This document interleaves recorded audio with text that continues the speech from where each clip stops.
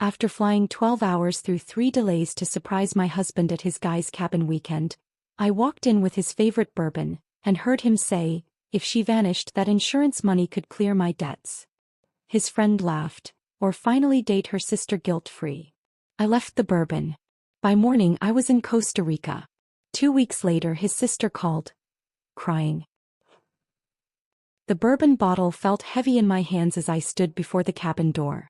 My heartbeat quickened with anticipation after traveling 12 hours to surprise David. Then I heard his voice through the weathered wood, words that froze the smile on my face and shattered my world into 1,000 jagged pieces. If she vanished, that insurance money could clear my debts. My husband's voice was casual, almost thoughtful, as if discussing the weather. A burst of laughter followed, then his friend's voice. Or finally date her sister guilt-free. More laughter. My fingers tightened around the bottle of Blanton's, his favorite bourbon that I'd carefully wrapped with a red ribbon. The gift I'd carried across 3 states through endless delays suddenly felt like a prop in someone else's play. I grew up surrounded by wealth.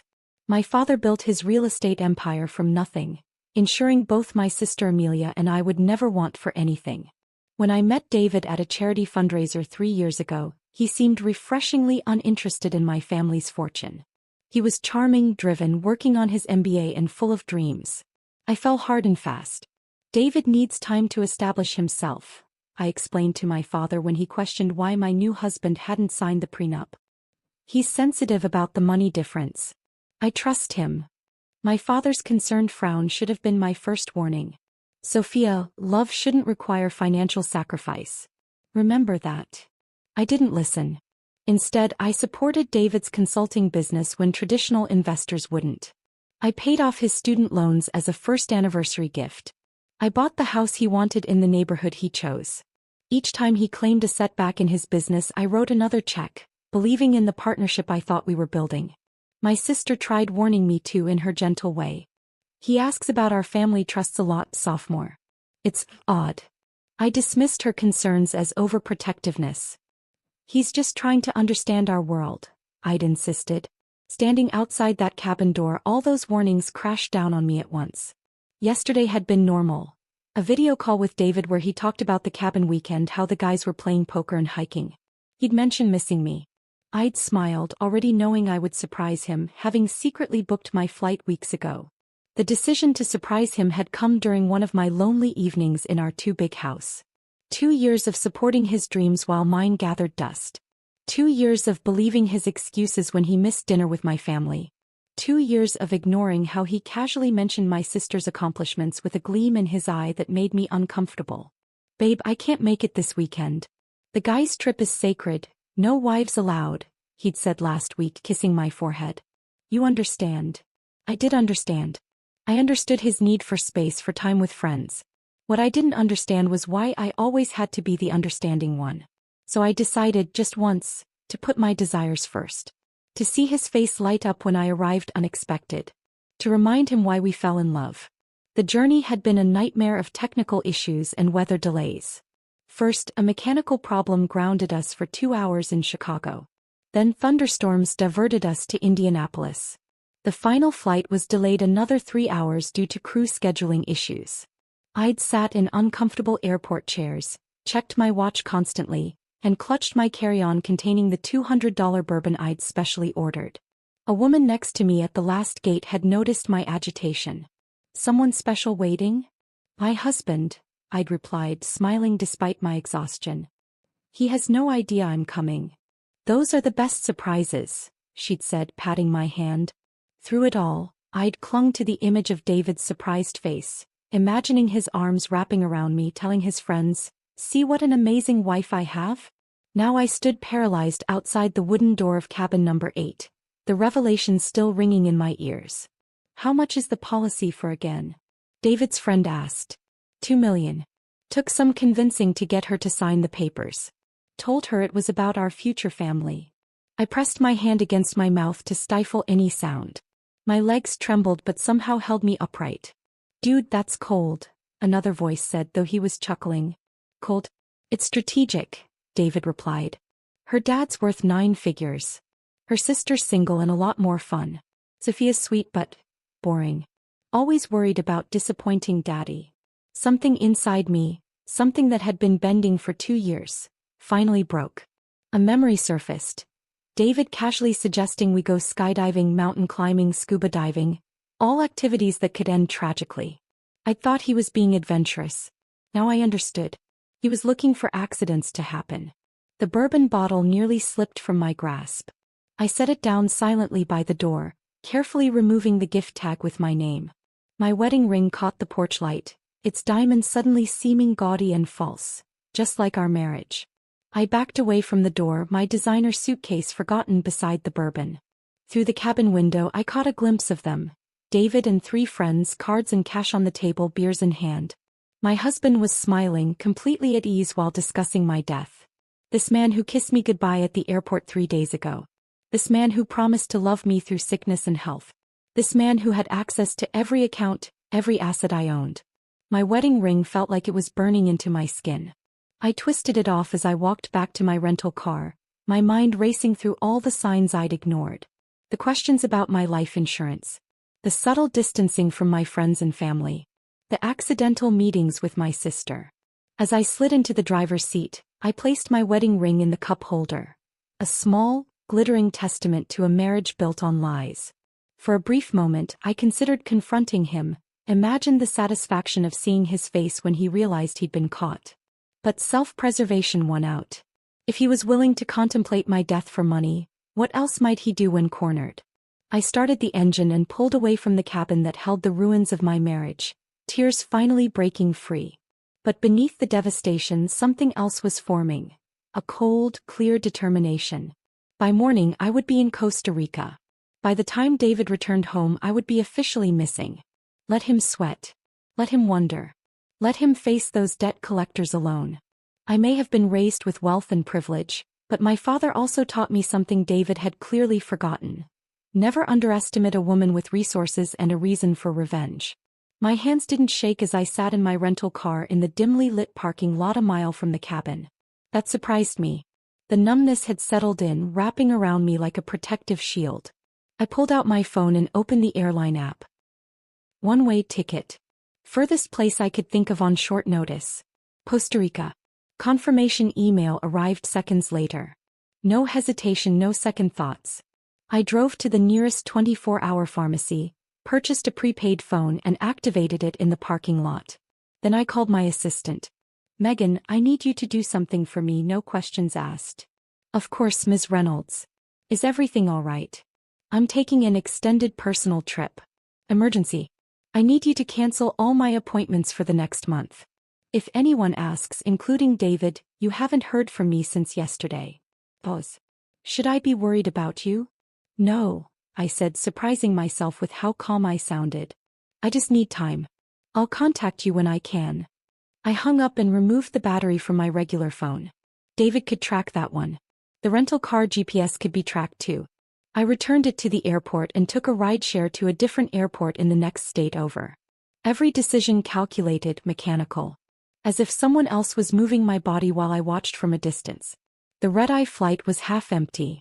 As the plane lifted into the darkness, memories flickered through my mind like an old slideshow, recontextualizing themselves in the harsh light of tonight's revelation. David commenting on my sister's dress at Christmas dinner. Amelia always had great taste. The way his eyes lingered. His suggestion that I change my will after we married. It's what responsible couples do. The hiking trip where he insisted on taking photos of me near cliff edges. Just step back a little more, honey. The swimming accident last summer, when I'd nearly drowned after he'd convinced me to swim further from shore than I was comfortable with. "You're stronger than you think," he'd said, then somehow wasn't nearby when I started struggling. His casual dismissal of my fertility concerns. "We have plenty of time for kids. Let's enjoy being just us for now." Was he waiting for the insurance policy to clear? The pieces assembled themselves into a horrifying mosaic. I wasn't a wife to him. I was a walking bank account with an expiration date of his choosing. The flight attendant touched my shoulder, startling me. "Ma'am? Would you like some water?" I realized I'd been silently crying. 16 hours and 3 flights later, I emerged into the humid Costa Rican air. My hastily packed suitcase contained 3 outfits, basic toiletries, my passport, and an envelope with $5,000 in cash that I kept for emergencies. I'd withdrawn another $10,000 from an ATM at my layover, maxing out the daily limit. My credit cards remained untouched, those could be traced. The taxi driver didn't speak much English, which suited me fine. I showed him the name of a small hotel I'd found online during my layover. Not a resort, nothing luxury. Nothing David would ever think to look for me in. Playa Hermosa, he nodded, pulling away from the airport. Through the window, lush greenery and colorful buildings blurred together. I was 3,000 miles from home, from the life I'd built, from the husband who'd been plotting my death. My wedding ring finger felt naked, the tan lines stark against my skin. The hotel, Posada del Mar, sat on a quiet stretch of beach, its weathered blue paint peeling in the salt air. The lobby consisted of a small front desk and a few rattan chairs. A ceiling fan turned lazily overhead. The older woman at the desk smiled warmly. Reservation? No, I hesitated. Do you have any rooms available? For a few weeks. She assessed me, disheveled, exhausted, eyes swollen from silent tears. Whatever she saw made her nod gently. We have a room with ocean view. Very peaceful. When she pushed the registration card toward me, I hesitated only briefly before writing Sophia Reynolds, my maiden name.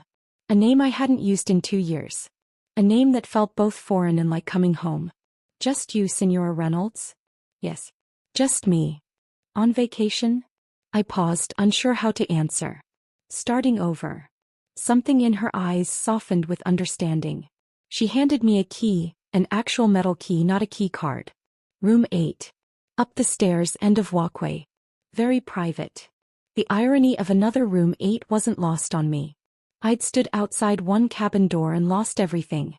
Now I was entering another room 8 to begin again. The room was simple.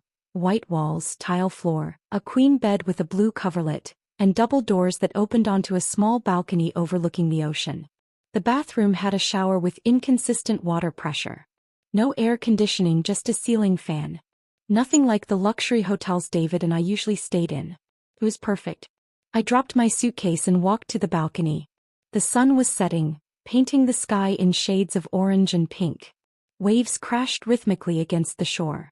For the first time since hearing those devastating words, I took a deep breath. Night fell quickly in Costa Rica.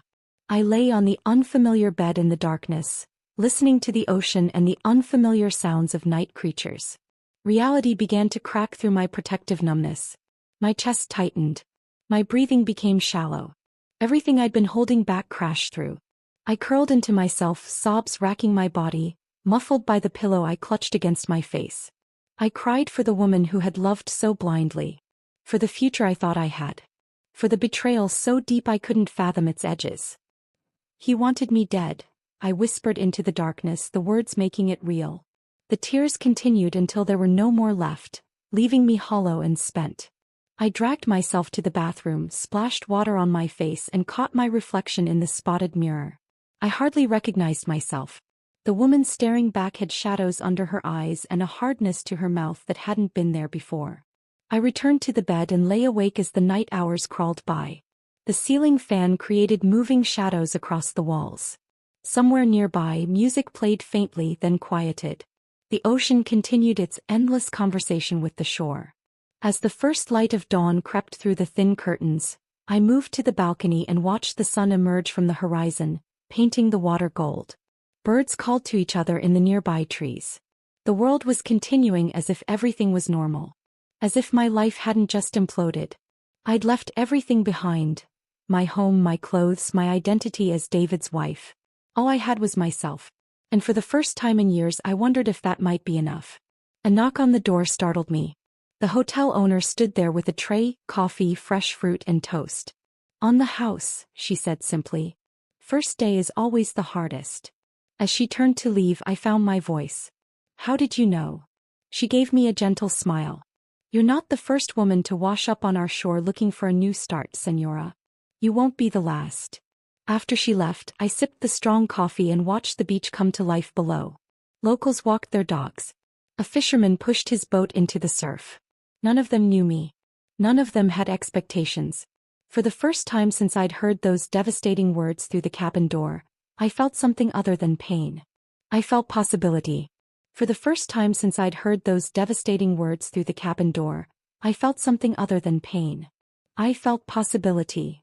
Those words became my mantra over the next few days. I repeated them to myself each morning as I watched the sun rise from my balcony, coffee in hand. A ritual Sophia, the hotel owner, had established without asking. She'd appear at my door each morning, tray in hand, gentle smile on her weathered face. On my third day, when I tried to pay her for the daily breakfast service, she waved away my money. "First you heal. Then we talk business," she said firmly. That afternoon she knocked on my door again. "Come. Walk with me." I hesitated, but something in her motherly authority made me follow. We strolled along the shoreline, her sandaled feet leaving perfect impressions in the wet sand. "My husband left me for my cousin 20 years ago," she said without preamble. "I wanted to die. Dad, I bought this hotel. Sometimes the best revenge is simply living well." I stopped walking. "How did you know?" Sophia smiled. "Your eyes. They have the look of a woman betrayed. Different details, same pain." She gestured to the horizon. "Costa Rica has a way of rebuilding broken people."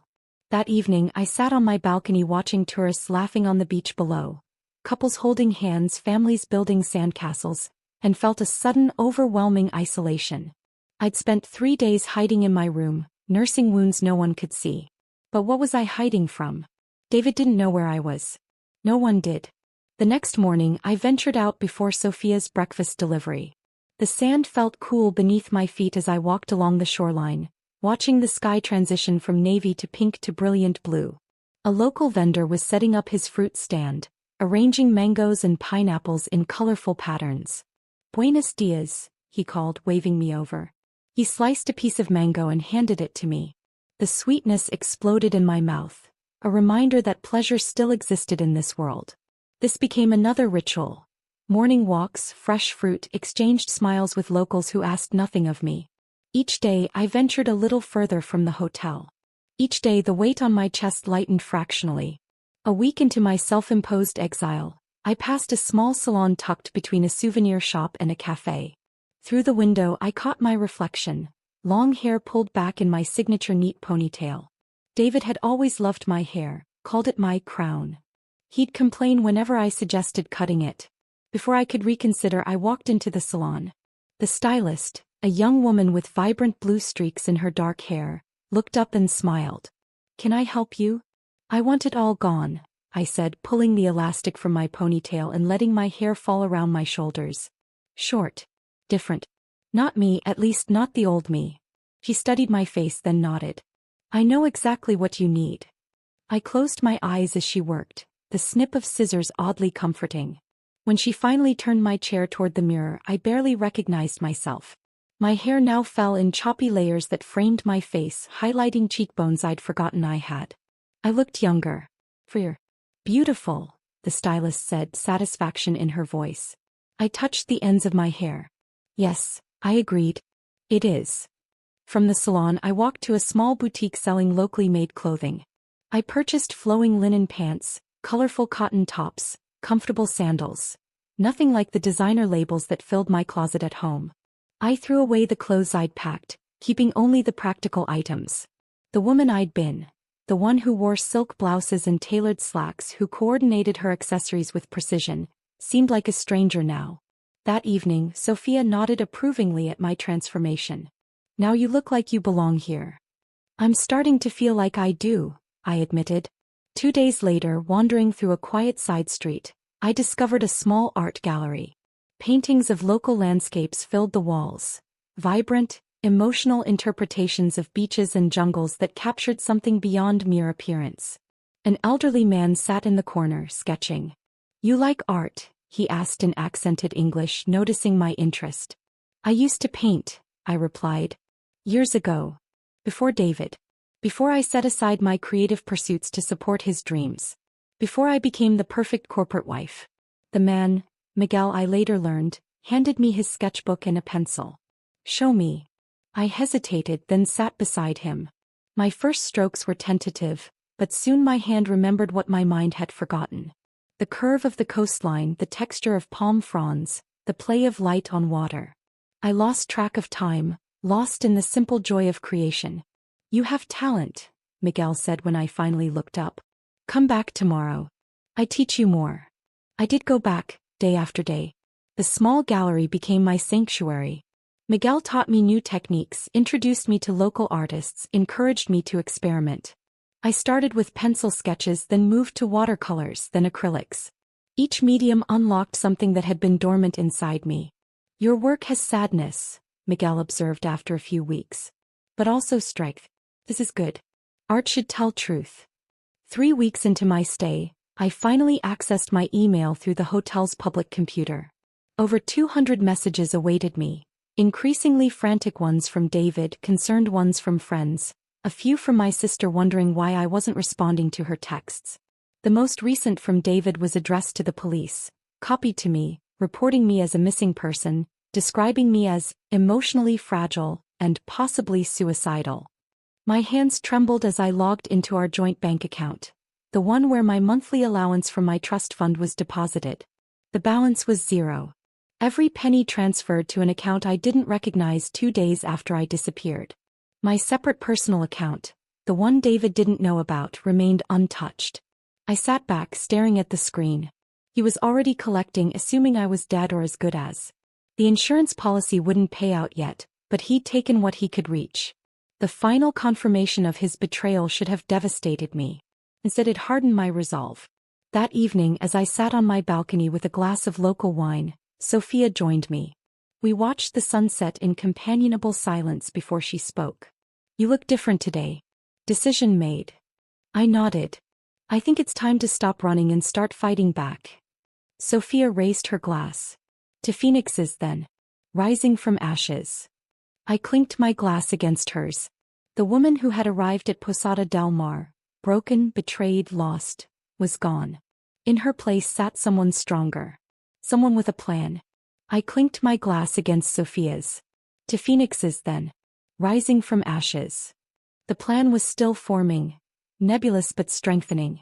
Over the next few days I began making notes, researching legal options, contacting my personal attorney through an encrypted email service. I was careful, methodical, the way my father had taught me to be with business decisions. This was, after all, the most important negotiation of my life. That afternoon, I was dozing in the hammock on my balcony, lulled by the rhythmic sound of waves, when an unfamiliar ringtone startled me awake. For a moment I was disoriented. It wasn't my phone ringing. Then I remembered the prepaid phone I'd purchased nearly 2 weeks ago, the one I'd given the number to exactly one person. Megan, my assistant. I fumbled for it, heart suddenly racing. "Hello. Ms. Reynolds." Megan's voice was low, urgent. "I'm so sorry to disturb you, but there's someone needs to speak with you. It's important." Before I could respond, there was rustling, then a new voice came on the line. Shaky, tear-filled, but immediately recognizable. "Sophia? Oh my God, you're alive.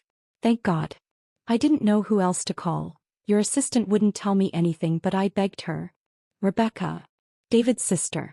My sister-in-law. The woman who'd been my friend long before she became my family. "How did you get this number?" "I've been calling everyone trying to find you. David said you disappeared, that you might have hurt yourself." Her voice broke. But I knew, I hoped. I sat up straight, instantly alert. "Rebecca, slow down. What's happening?" A sob escaped her. "There are men at David's house, our house. Dangerous men. They say he owes them money. A lot of money. They threatened him, Sophia. They threatened me." My stomach tightened. "What kind of men?" "The kind who break things. Fingers. Faces." Her voice dropped to a whisper. "They gave him 3 days to pay or they'll make an example of him. They know about me, about my house. They said if he runs, they'll take my house instead." My mind raced. Rebecca owned a small, charming craftsman she'd purchased with her teacher's salary and a loan from their parents. She'd renovated it herself, painted every wall, planted every flower in the garden. It was her pride, her sanctuary. "How much does he owe?" I asked, already dreading the answer. $300,000, she whispered. "Gambling debts. I had no idea it was this bad, Sophia. None of us did." The pieces clicked together with sickening clarity. The desperate need for my insurance money. The attempts to access my trust fund. The constant financial setbacks in his business. Not business losses at all, but gambling debt. When did this start? I don't know exactly. He's always liked to bet on games, but the men said he's been building this debt for over a year. High-stakes poker, sports betting, even some underground casino. She paused. He kept asking to borrow against my house 2 months ago. I said no. Now I understand why. I closed my eyes, remembering the weekend trips with clients, the late nights at business dinners, the mysterious calls he'd take in another room. All those lies. Where is he now? Drinking himself stupid at his place. Sophia, he's a mess. You disappearing broke him. The police suspect him in your disappearance, did you know that? And now these men. I'm scared for him. The irony was almost too much. The husband who'd contemplated my death for financial gain was now being investigated for my disappearance. Under different circumstances, it might have seemed like perfect justice. Why are you calling me, Rebecca? I kept my voice steady, though my hands were shaking. What do you expect me to do?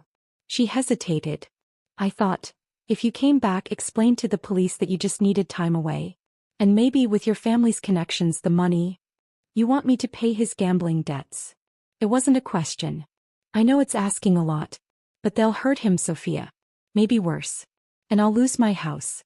Everything I've worked for. Rebecca, always the protector of her younger brother. Always making excuses for him. Always cleaning up his messes. I'd admired that loyalty once. Now it just made me sad. Does he know you're calling me? No.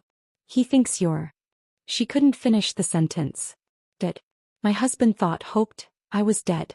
And his sister was asking me to rescue him from the consequences of his actions. I need time to think, I said finally. I'll call you back on this number.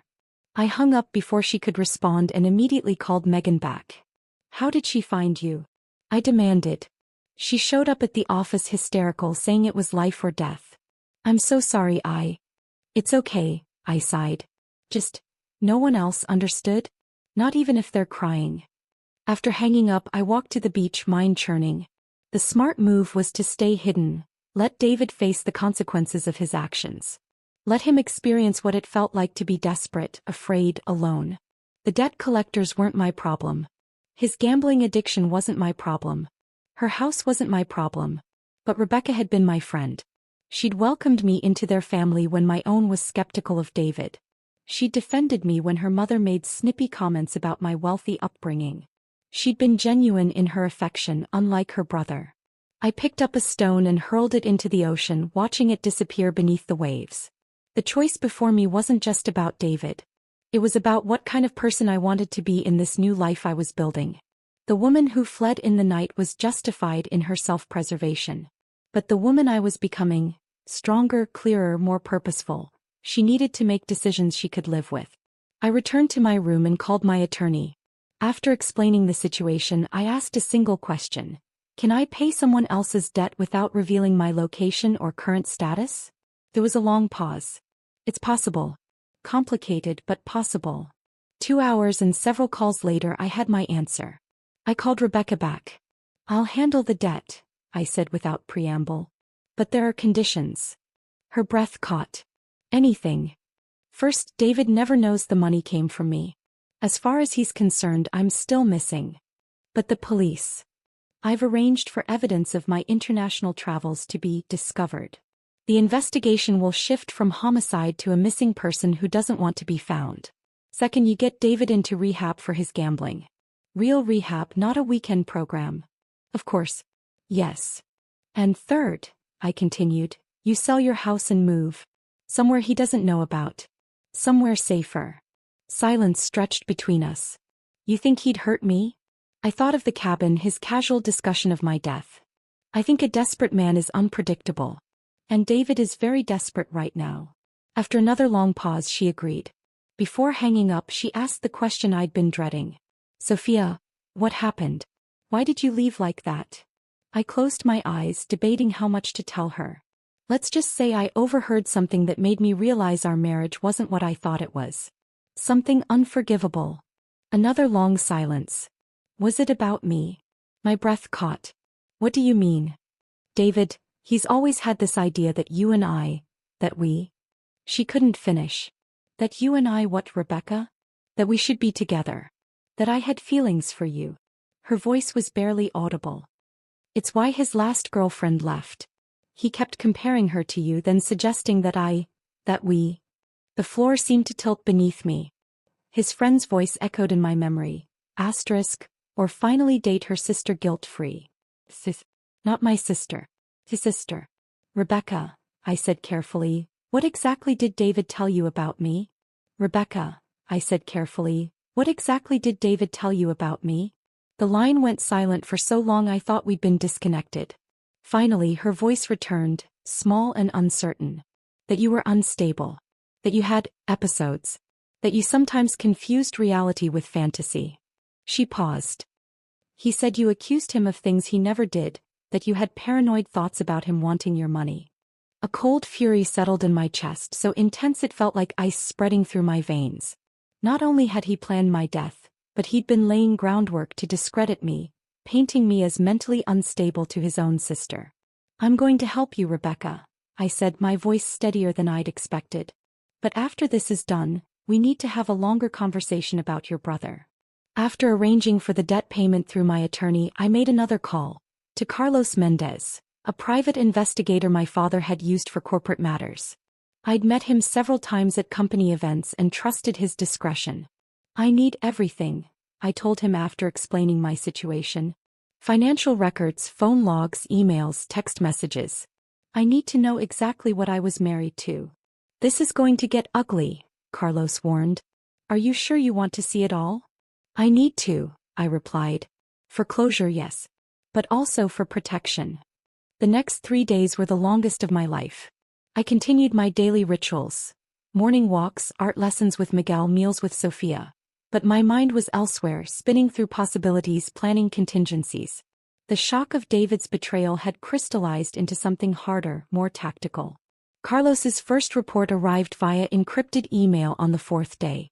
I sat on my balcony with my laptop, took a deep breath and opened the file. The evidence was methodical, devastating, and far worse than I'd imagined. 3 months after we married, David had taken out an additional life insurance policy on me, one I'd never seen or signed for. The signature on the documents was a passable forgery of my own. The beneficiary was listed as David, naturally. The payout, $5 million. I stared at the scanned documents, remembering the weekend David had insisted I try skydiving despite my fear of heights. The boating trip where he'd encouraged me to go out alone despite the approaching storm. The hiking trail where he'd suggested I pose near the cliff edge for the perfect photo. All potential accidents. All with witnesses who would testify to his concern, his warnings that I was being too reckless. I moved to the next set of files. Phone records. Hundreds of texts between David and my sister Amelia over the past 8 months. Most were innocuous on the surface. Questions about my schedule, comments about family gatherings. But the undertone was clear once you knew to look for it. He was testing waters, gauging her interest, making subtle suggestions. Amelia's responses were polite but distant. When he grew more explicit in his flirtations, she began responding less frequently. The last exchange was from 3 weeks ago. David, we need to talk privately. I have concerns about Sophia that I can only share with you. Amelia, if you're worried about my sister, talk to her directly. Or seek professional help. I'm not comfortable with these conversations anymore. I closed my eyes, a wave of gratitude washing over me. Amelia had sensed something off and created distance. She hadn't encouraged him. Hadn't reciprocated. The relief was so intense it brought tears to my eyes. The financial records were next, and they told a story of calculated deception. While claiming his business was struggling, David had maintained a secret credit card I knew nothing about. The statements showed purchases at luxury retailers, high-end restaurants, expensive hotels, none of which had been with me. There were charges from jewelry stores on significant dates. My birthday, our anniversary, Christmas. Gifts I'd never received. For other women. For gambling debts. The purpose wasn't clear, but the deception was. Most damning was evidence of an offshore account in the Cayman Islands, opened 6 months after our wedding. Regular transfers from our joint account. Money I'd provided for business expenses and investments had been funneled there instead. The current balance, $1.2 million. My money hidden away for his eventual escape. All while he insisted we needed to budget carefully for our future. All while I'd scaled back my own spending to support what I thought was our shared dream. The final document was a draft email found in David's deleted folder, addressed to my father's attorney. In it, he inquired about the conditions of my trust fund in the event of my death, specifically whether he would have control of the assets as my spouse. The email was dated 3 weeks ago, just before his cabin trip. I closed the laptop, walked to the bathroom, and was violently ill. When the nausea passed, I sat on the cool tile floor back against the wall, and allowed myself to feel the full impact of what I'd discovered. This wasn't just opportunistic betrayal. This was calculated, long-term deception. This was a man who had married me for my money and was actively plotting my death. A knock at my door startled me. Sophia stood there, concern etched on her face. "You look like you've seen a ghost," she said. I tried to smile but failed. Just learning the truth about someone I thought I knew.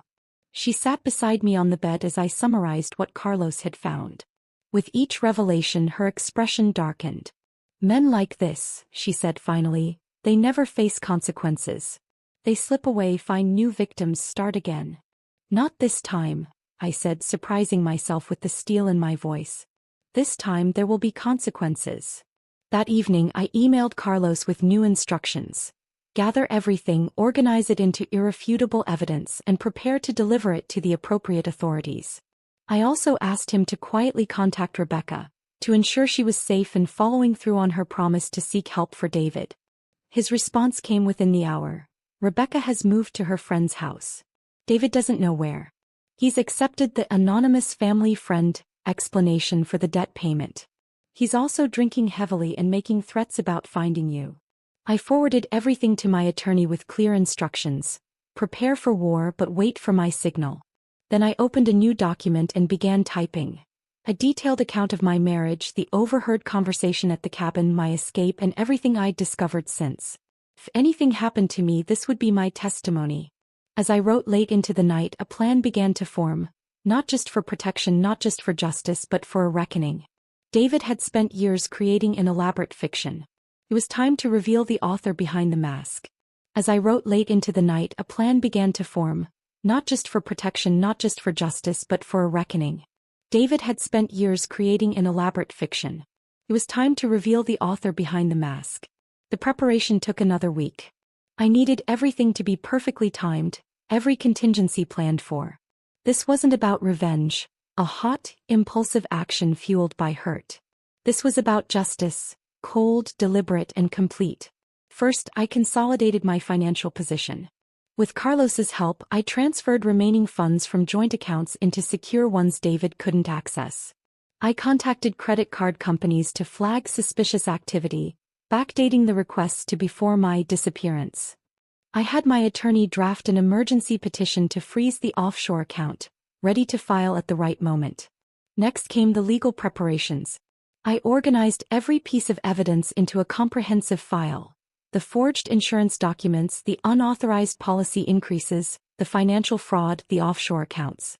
Each transgression methodically documented, each connection clearly drawn. I had Carlos make multiple copies, stored in different secure locations. My appearance needed to change further. The haircut was a start, but not enough. I didn't want to be recognized before I was ready. I bought contact lenses that changed my eye color from blue to brown. I selected clothing nothing like what David was used to seeing me wear, practical, understated pieces in muted colors. I practiced a slight accent, just enough to make someone second-guess if I was who they thought I was. I booked my return flight under my maiden name with a layover route that would make my movements difficult to track. I arranged for a rental car from a small local agency that didn't require scanning ID into a computer system. The night before my departure, Sophia knocked on my door with a small package. "For protection," she said, handing me a delicate silver charm bracelet. "My grandmother gave it to me when my husband left. She said it keeps you strong when facing those who wish you harm." I slipped it onto my wrist, touched by the gesture. "I hope you find what you're looking for," she said, embracing me. "Peace, justice, whatever it is." "Thank you," I whispered. For everything. Before leaving Costa Rica, I made the hardest call of all, to my sister Amelia. I used an encrypted messaging app, one I knew she kept for her international humanitarian work. Don't react, I said the moment she answered. It's Sophia. I'm alive. I'm safe. There was a sharp intake of breath, but she followed my instruction. I'm alone, she said quietly. What's happening? Everyone thinks. I know what everyone thinks. I needed to stay that way for a little longer. I paused. I need to ask you something about David. I could hear her shifting position, could picture her moving to a more private location in her apartment. What about him? Has he been contacting you since I disappeared? Asking strange questions? Making inappropriate suggestions? Her silence was answer enough. Amelia, please. I need to know everything. He calls almost daily, she admitted. At first it seemed like genuine concern about you. Then, the tone changed. He started suggesting that maybe I needed comfort during this difficult time. That we should meet privately to share our grief. My stomach churned. Did you? God, no. Her voice was fierce. Sophia, I always thought he was off somehow. Too perfect. Too rehearsed. I never understood what you saw in him. Tears pricked my eyes. If only I'd listened to her subtle warnings years ago. There's something else, she continued hesitantly. He asked me about your trust fund. Specific questions about what happens to it if they declare you dead. I need you to do something for me, I said. It's important that you act normally around him. Don't let him suspect anything. What's going on? Where are you? I can't tell you everything yet, but I will. I promise. For now, I need you to trust me. After a moment she agreed. My final preparatory step was ensuring Rebecca's safety. I had Carlos arrange for a security detail to monitor her new location discreetly. I also established an emergency fund for her through my attorney, accessible if needed. She was another of David's victims, manipulated and used in his schemes. She deserved protection. The day before my flight home, I made an anonymous call to the FBI's Financial Crimes Division. I didn't provide details, just enough information to prompt them to look closer at David's activities. The insurance fraud, the offshore accounts, the identity theft. All federal crimes. They wouldn't move immediately, but they would begin watching. The flight back to the States felt surreal. 3.5 weeks had passed since I'd overheard those fateful words at the cabin. In that time I'd died and been reborn. The naive, trusting woman replaced by someone stronger, clearer, and far more dangerous to David's plans. I arrived at night, driving my nondescript rental car through familiar streets that somehow felt foreign. The neighborhoods hadn't changed, I had. As I approached our gated community, I didn't use the main entrance where security might recognize me. Instead, I used the service road I'd discovered years ago when I'd accidentally locked myself out during a morning run.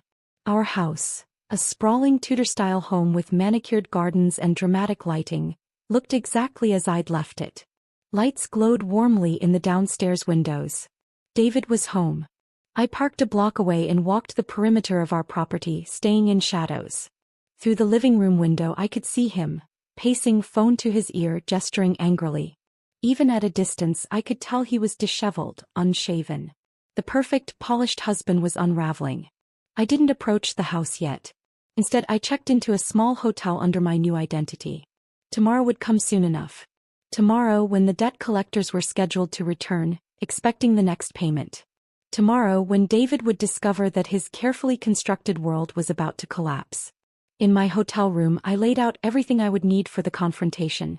The evidence files, the legal documents, the digital recordings. I charged my devices and prepared the small audio recorder I would keep in my pocket. I slept surprisingly well that night, dreamless and deep. When I woke I didn't feel fear or anxiety, just a calm certainty. I dressed carefully in clothes that gave nothing away, applied minimal makeup, and wore the silver charm bracelet Sophia had given me. As the sun set I drove back to our neighborhood.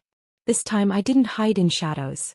I walked directly up our curved driveway, past the fountain that had been David's insistence, toward the massive front door with its decorative leaded glass. I didn't use my key. I didn't belong to this house anymore. Instead I rang the doorbell and waited, standing tall and unafraid as footsteps approached from inside. I didn't use my key. I didn't belong to this house anymore. Instead, I rang the doorbell and waited, standing tall and unafraid as footsteps approached from inside. The door swung open. David stood there, unshaven, hair disheveled, wearing the same Columbia Business School sweatshirt he'd had since we met. For a split second he didn't recognize me. The new hair, the contacts, the different clothes. Then his eyes widened in disbelief. "Sophia?" he whispered, his face draining of color as though he'd seen a ghost. In a way he had. I stepped forward, not waiting for an invitation. "We need to talk." He backed away automatically, his mouth opening and closing without words. I walked past him into the foyer, the marble floor echoing under my steps. The house smelled stale, unwashed dishes, day-old takeout containers, the faint scent of whiskey. "You're alive," he finally managed, following me into the living room. "Where have you been?" "I've been out of my mind with worry. The police thought that you killed me?" I turned to face him, my voice steady. "Yes, I imagine that was inconvenient for your plans." His expression shifted rapidly, shock giving way to tentative relief, then wariness. "What are you talking about? I've been searching everywhere for you." He moved toward me, arms outstretched as if for an embrace. "Baby, I thought I'd lost you." I stepped back. Don't even try."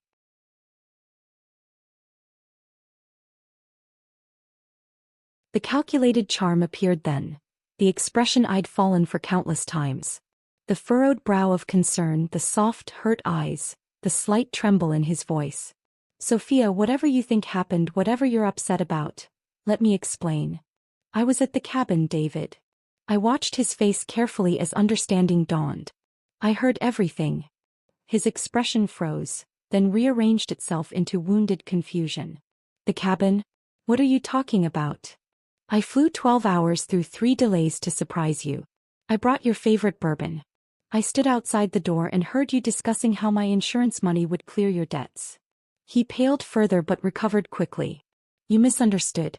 It was a joke, dark humor between friends. You know how guys talk. And your friend's comment about dating my sister guilt-free if I vanished? Was that a joke too?" "Not your sister," he corrected automatically, then caught himself. "I mean, we weren't." "Your sister," I finished for him. "Yes, Rebecca told me about your little obsession. About how you've been trying to manipulate her too." Anger flashed across his face, quickly suppressed. "Rebecca? You've spoken to her? Where have you been?" "That's not important." I set my purse on the coffee table and removed a thick manila envelope. "What matters is what happens next." His eyes fixed on the envelope. "What is that?" "Everything." I opened it and began laying documents on the table between us. "The life insurance policy you forged my signature on. Bank statements showing transfers to your offshore account in the Caymans. Credit card statements for purchases I never saw. Records of your gambling debts." With each document his face grew harder, the pretense of confusion falling away. "You've been investigating me?" His voice was low, dangerous. "Just discovering who I was really married to." I laid down the final document, divorce papers, already signed by me. "Your choice now is simple. Sign these and walk away with what you came into this marriage with. Nothing. Or don't, and I take everything to the FBI, the insurance company, and the district attorney." He stared at me, calculation replacing shock. I could almost see him weighing options, looking for leverage for escape routes. "You'd get nothing," he finally said. "No one would believe you. You've been missing for weeks, acting erratically. I've documented your unstable behavior for months. Your paranoid accusations, your mood swings. You mean the groundwork you were laying? Telling people I was unstable, that I confused fantasy with reality." I smiled thinly. "Rebecca told me all about it." His expression darkened. "You think you're so clever. You and your family looking down on me from the beginning. You have no proof of anything." "Actually, I do." I pulled out my phone and played a recording, his conversation with the insurance agent, requesting an increase in my policy without my knowledge. The agent's concerned questions. David's smooth lies. The doorbell rang before he could respond. I checked my watch. Right on time. "That would be your sister," I said. Rage contorted his features. "You involved her in this? After everything I've done for her? You mean like using her house as collateral for your gambling debts?" Or manipulating her emotions all these years? I moved to the door. She deserves the truth too. Rebecca stood on the porch, her expression a mixture of nervousness and determination. She'd lost weight since I'd last seen her, dark circles shadowing her eyes. When she saw me, she exhaled sharply. "You came back," she whispered, hugging me tightly. "I promised I would." I led her inside to where David stood, tension radiating from him like heat. "You two planned this?" he demanded, looking between us. "My own sister betraying me?" Rebecca squared her shoulders. "No one betrayed you, David. You did this to yourself." I gestured to the paperwork spread across the table. "Rebecca has seen everything, David. She knows about the insurance fraud, the debts, your plans for me. She knows how you used her too." "I would never have let them take your house," he said to her, his voice softening. "You know I'd never hurt you." Rebecca's laugh was hollow. "You've been hurting me my entire life. Making me responsible for your happiness, your problems, your mistakes. No more."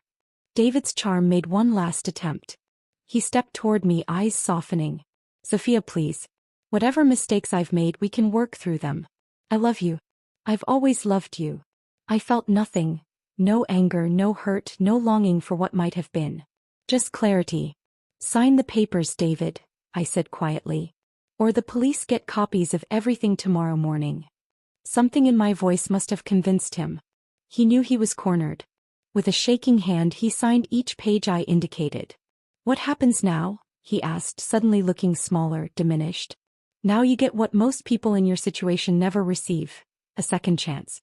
The divorce gives you 30 days to leave the state. The debt to those men has been paid. Your criminal activities remain between us, as long as you never contact me, Rebecca, or my family again." Rebecca touched my arm. "Are you sure about this? After everything he did?" I nodded. "I don't need revenge. I need closure." I gathered the signed papers and the evidence, returning them to my bag. David watched, silent now, defeat evident in the slump of his shoulders. At the door, I turned back one last time. "The debt collectors won't return tomorrow. But federal agents might if you make one wrong move. Remember that." Rebecca and I walked out together, down the curved driveway past the pretentious fountain, through the wrought iron gates that had once represented security but now felt like a prison escaped. Neither of us looked back. In my rental car, Rebecca finally broke the silence. "What will you do now?" I touched Sophia's charm bracelet, thinking of the small hotel in Costa Rica, of Miguel's art studio, of the peaceful mornings watching the sunrise over an endless horizon. "Live," I said simply. "On my own terms. No more dimming my light for anyone." As we drove away, I felt the last chains of my old life falling away. David had wanted my death, but instead he'd given me rebirth. He'd desired my fortune, but I'd reclaimed something far more valuable: my sense of self, my power, my freedom. The road ahead stretched before me, full of possibilities I'd once been afraid to imagine. For the first time in years, I couldn't wait to discover where it would lead. 3 months later, I stood on the deck of my new beachfront studio in Costa Rica, watching the sunset paint the sky in brilliant oranges and pinks. My latest painting, a woman walking away from shattered glass, sat drying on an easel. Sophia appeared with 2 glasses of wine. "Your gallery showing next week is already sold out," she said, handing me a glass. "Miguel says you're his most talented student in 20 years. I smiled, thinking of how far I'd come since that night at the cabin. Rebecca had moved to Colorado, using part of the fund I'd established to open a small bookstore she'd always dreamed of. My sister Amelia had visited last month, finally meeting the real me, not the perfect corporate wife, but the artist with paint-stained hands and sun-streaked hair. As for David, I'd heard through my attorney that he'd left the country after the FBI began investigating his financials. The insurance company had launched their own fraud investigation. His carefully constructed world had collapsed like a house of cards. I took a sip of wine, feeling the warm breeze against my skin. "You know what the strange thing is? I should thank him." Sophia raised an eyebrow. "If I hadn't overheard him that night, I might have spent my entire life being who he wanted me to be instead of discovering who I really am." "To unexpected blessings," Sophia said, raising her glass. I clinked mine against hers. "And to bourbon left behind." We stood in comfortable silence as the last light faded from the sky, and I felt something I hadn't known in years: The quiet contentment of being exactly where I was supposed to be, exactly who I was meant to be. Sometimes the greatest revenge isn't making someone pay for what they've done. It's refusing to let what they've done define who you become.